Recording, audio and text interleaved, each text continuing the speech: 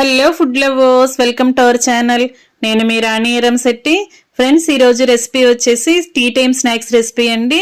1 cup పెసరపప్పుతో బియ్యం పిండితో చాలా టేస్టీగా క్రిస్పీగా ఉండే టీ టైమ్ స్నాక్స్ రెసిపీ. చిన్నపిల్లలు, పెద్ద వయసు వారు అందరూ కూడా ఈజీగా తినే రెసిపీ అండి. ఒక్కసారి చేసి పెట్టుకున్నామంటే 1 మంత్ వరకు కూడా స్టోర్ చేసుకోవచ్చు. చాలా క్రిస్పీగా టేస్టీగా ఉంటాయి. ఆ ప్రాసెస్ అంతా చూద్దాం. వీడియోని ఫస్ట్ నుంచి లాస్ట్ వరకు చూడండి. మధ్యలో స్కిప్ చేయకుండా చూడండి. ప్రాసెస్ అంతా కూడా ఒక్కసారి చూసారంటే ప్రతి పండక్కి, ప్రతి సందర్భంలోనూ పిల్లలకి డైలీ కూడా ఇలా చేసి పెట్టాలి అనుకుంటారు. అంత టేస్టీగా ఉంటాయి. ఆ ప్రాసెస్ అంతా చూద్దాం. అలాగే ఛానల్ని ఫస్ట్ టైం వాచ్ చేసిన వారు సబ్స్క్రైబ్ చేసుకుని పక్కనే ఉన్న బెల్ బటన్ క్లిక్ చేయండి. నేను పెట్టబోయే రెసిపీస్ అన్ని డైలీ మీ ఫోన్కి నోటిఫికేషన్కి వస్తాయి. ఓపెన్ చేసి చూడండి.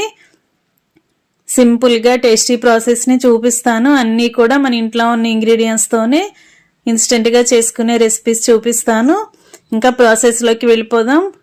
ముందుగా 1 కప్పు పెసరపప్పు తీసుకోండి.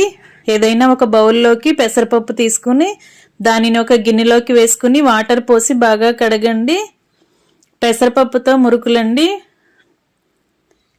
ప్రాసెస్ అంతా ఇంట్రెస్టింగ్గా ఉంటుంది. వీడియోని మధ్యలో స్కిప్ చేయకుండా చూడండి. వాటర్ పోసుకున్నాం కదా, పప్పుని బాగా కడిగిన తర్వాత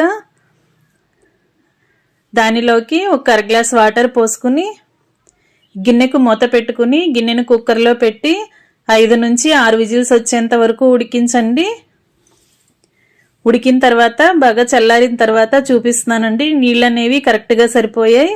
1 కప్పు పెసరపప్పుకి 1.5 కప్పులు వాటర్ పోసి ఉడికించుకోండి. కొంచెంగా వాటర్ అనేవి ఏమైనా ఉంటే తర్వాత తీసేసుకోవచ్చు. కానీ వాటర్ చాలకపోతే పప్పు అంతా కూడా మాడిపోతుంది కదా. ఇప్పుడు ఉడికిన పప్పుని చల్లారిన తర్వాత మిక్సీ జార్లోకి వేసుకోండి.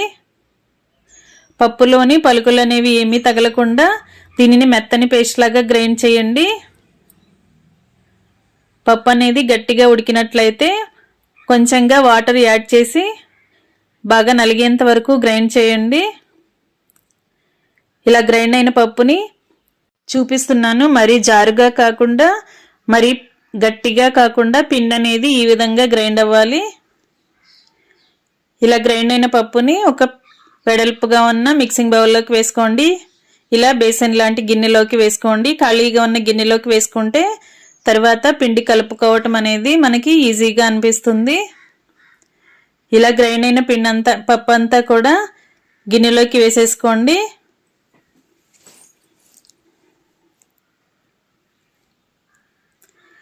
మనం పెసరపప్పుని కొలతగా తీసుకోవాలండి. మనం ఏ బౌల్తో అయితే పెసరపప్పు తీసుకున్నామో అదే బౌల్తో 4 కప్పుల పొడి బియ్యం పిండి వేసుకోండి. పొడి బియ్యంని మరపట్టించుకున్న పిండి కరెక్ట్గా 4 కప్పులు వేసుకోండి. మనం ఏ కప్పుతో పెసరపప్పు తీసుకుంటే అదే కప్పుతో 4 కప్పులు బియ్యం పిండి ఇలా వేసుకున్నాం కదా. ఇప్పుడు టేస్ట్కి సరిపడా సాల్ట్ వేసుకోండి. 1 టేబుల్ స్పూన్ కారం వేసుకోండి. 1/2 టేబుల్ స్పూన్ వాము వేసుకుని 2-3 టేబుల్ స్పూన్లు తెల్ల నువ్వులు వేసుకోండి. నువ్వులు అనేవి కొంచెం ఎక్కువగా అయినా వేసుకోండి. స్నాక్స్కి టేస్ట్ అనేది బాగుంటుంది. సాల్టు, కారము అనేవి మరీ ఎక్కువగా వేయొద్దండి.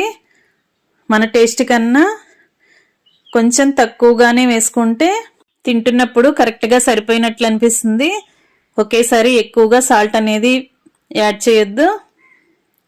ఇప్పుడు మనం వేసిన ఇంగ్రీడియంట్స్ అన్నీ కూడా పెసరపప్పు పిండిలో బాగా కలిసేంత వరకు కలపండి. బియ్యం పిండి, సాల్టు, కారము, వాము, తెల్ల నువ్వులు ఇవన్నీ కూడా పెసరపప్పు పిండిలో బాగా కలవాలి.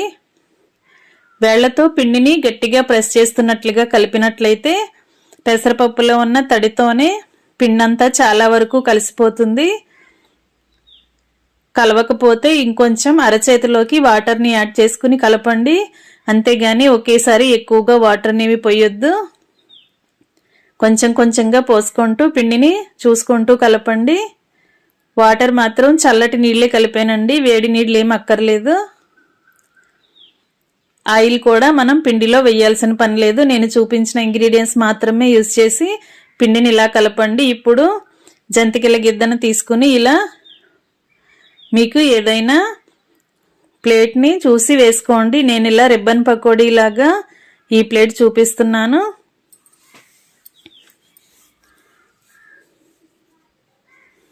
ఆకు పకోడీ, రిబ్బన్ పకోడీ అంటాం కదా. ఈ ప్లేట్తో మనం మురుకులను ఒత్తుకున్నామంటే చాలా పలుచగా వస్తాయి. అలాగే తింటున్నప్పుడు కూడా క్రిస్పీగా అనిపిస్తాయి. టేస్ట్ చాలా బాగుంటాయి. జంతికల గొట్టంలో లోపలంతా కూడా ఆయిల్ని అప్లై చేసుకుని తగినంత పిండిని పెట్టుకుని మూతని క్లోజ్ చేసుకోండి. మూతని టైట్ చేసుకుని రెడీగా పెట్టుకోండి. ఇప్పుడు కొంచెంగా పిండిని ఒత్తి చూపిస్తున్నాను.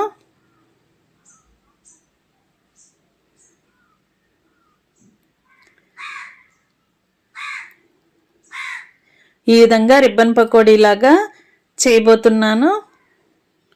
మీరు కూడా ఇదే ప్రాసెస్తో ఇదే ప్లేట్ని యూజ్ చేసి చేసుకోండి. క్రిస్పీగా చాలా బాగా వస్తాయి. ఇంకా స్టవ్ ఆన్ చేసి కళాయి పెట్టుకోండి. డీప్ ఫ్రైకి సరిపడా ఆయిల్ పోసుకోండి. ఆయిల్ కాగుతున్నప్పుడు ఫ్లేమ్ని మీడియంలోకి అడ్జస్ట్ చేసుకుని ఇలా జంతికల గొట్టంతో ఇలా రిబ్బన్ పకోడీని ఒత్తుకోండి.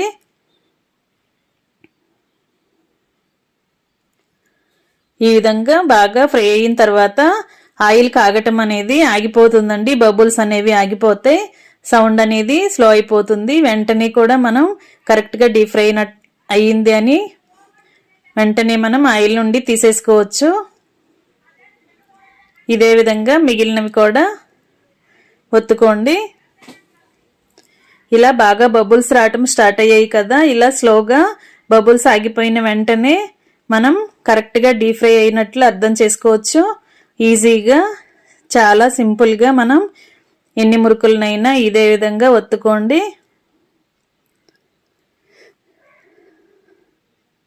ఇదే విధంగా మిగిలిన పిండి అంతా కూడా ఆయిల్లో డీప్ ఫ్రై చేసుకుని స్టవ్ ఆఫ్ చేసుకుందాం. ఇంకా రెడీ అయిపోయాయండి చాలా క్రిస్పీగా టేస్టీగా పెసరపప్పు రిబ్బన్ పకోడీ. మీ అందరికీ కనుక ఈ వీడియో నచ్చినట్లయితే మీరు కూడా కుక్ చేయండి. పిల్లలకి ఒకసారి ఇలా ప్రిపేర్ చేసి స్టోర్ చేసామంటే వాళ్ళకి డైలీ స్కూల్ నుంచి వచ్చేసరికి ఏదో ఒక స్నాక్స్ చేసే అవసరం లేకుండా ఒకేసారి ఇలా ఎయిర్ టైట్ బాక్స్లో స్టోర్ చేసుకుంటే 1 మంత్ వరకు కూడా పెట్టొచ్చు. వీడియో నచ్చినట్లయితే మీరు కూడా కుక్ చేయండి. ఛానల్ని సబ్స్క్రైబ్ చేసుకోండి. Thanks for watching. నేను మీ రాణి ఎరంశెట్టి.